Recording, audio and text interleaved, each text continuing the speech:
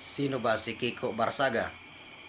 Ang batang kongresmuel, si Francisco Kiko Barsaga ay isa sa mga batang kongresista na hindi natatakot magsabi ng katotohanan. Kinaiinisan siya ng ilan sa kanyang mga kapwa mambabatas dahil hindi siya pumapayag na patahimikin o kontrolin. Ngunit habang siya ay tinutuligsa sa loob ng bulwagan ng kapangyarihan, siya na may kinatutuwaan ng taong bayan. Dahil sa bawat post, sa bawat paninindigan, nakikita ng tao ang tapang at katapatan. Hindi siya nagtatago sa magagandang salita, bagkus ay prangka at totoo. Para sa ilan siya ay pasaway. Bilang isang kabataan sa politika, dala niya ang sigla, tapang, at determinasyon na baguhin ang nakasanayan. Mapanghamon, ang walang kinatatakutan ay maaaring mga hulugan din na handa siyang sumuong sa kritisismo, laban, o kahit sa mas matatandang politiko para sa kanyang paniniwala.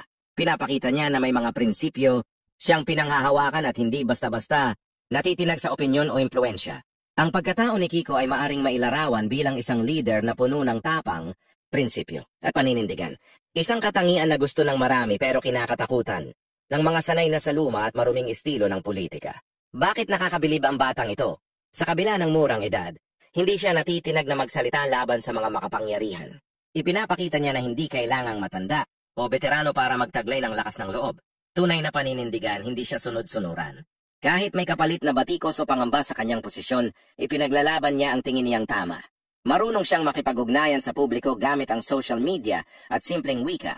Nagiging tulay siya ng gobyerno at ng ordinaryong mamamayan.